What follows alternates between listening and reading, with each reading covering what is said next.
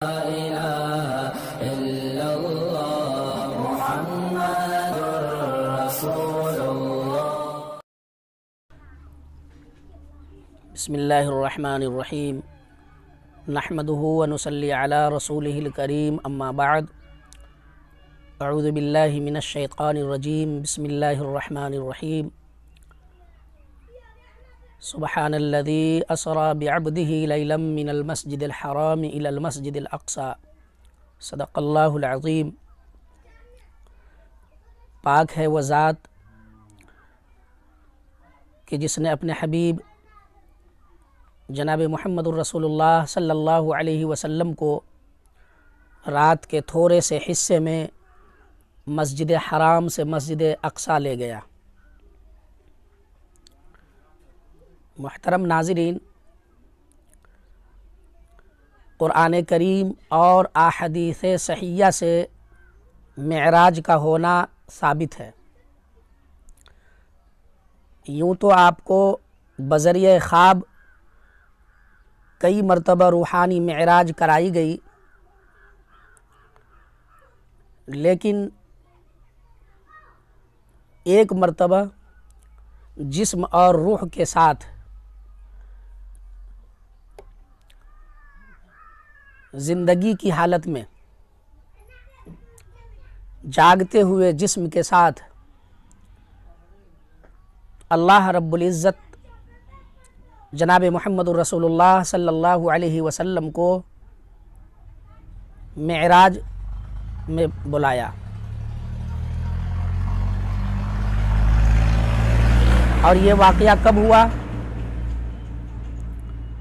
جب آپ طائف کے سفر سے ناکام واپس ہوئے تو آپ کا دل غم سے پھٹا جا رہا تھا. طائف کا واقعہ کسی سے دھکا چھپا نہیں ہے. جب آپ مایوس بیٹھے ہوئے تھے، آپ مایوس تھے، تو آپ کی دلجوئی کے لیے اللہ رب العزت نے اپنے حبیب محمد الرسول اللہ صلی اللہ علیہ وسلم کو عرش پہ بلایا. آپ ام ہانی کے گھر سوئے ہوئے تھے کہ اللہ کے حکم سے جناب جبرائیل علیہ السلام حاضر خدمت ہوئے. تو یہاں شاعر نے یوں نقشہ کھینچا ہے کہ سوئے ہیں وہ بظاہر، دل ان کا جاگتا ہے، تلوے سے ان کی قدسی پیشانی مل رہا ہے. آنکھیں کھلی تو پوچھا کہیے جبرائیل کیا ہے، جبریل بولے آقا خالق بلا رہا ہے.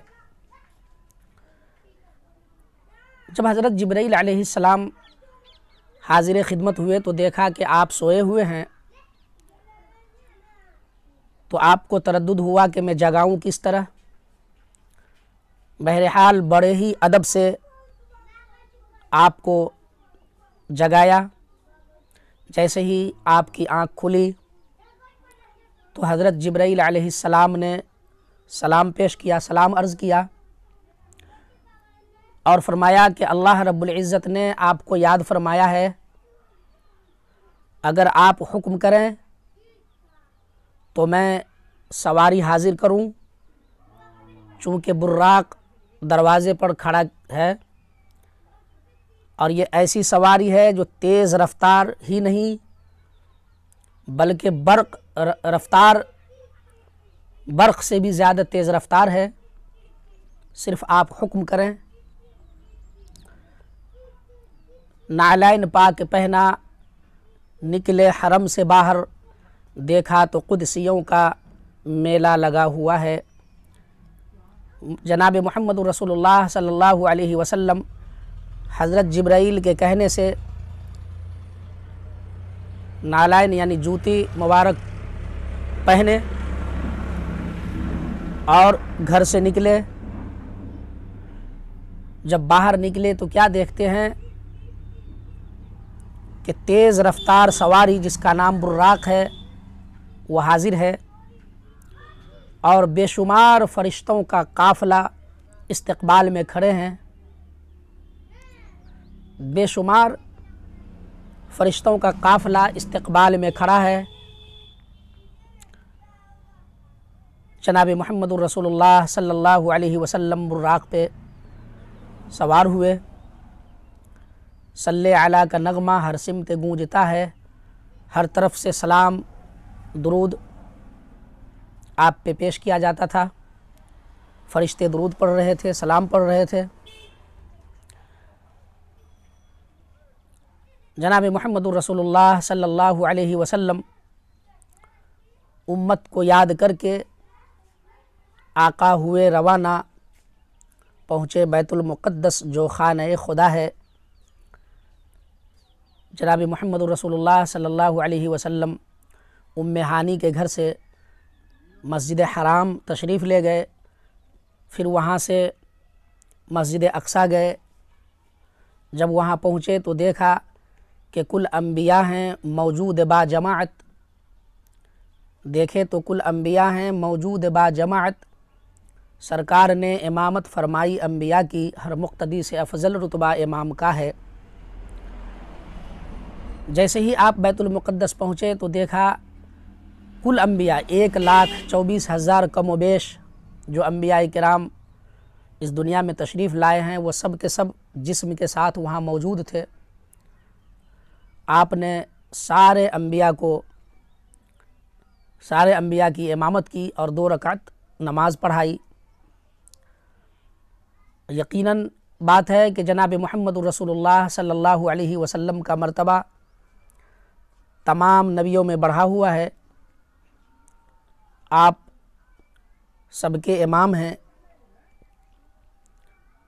تو آپ جیسے ہی امامت فرمائی تو پھر آپ رخصت ہو گئے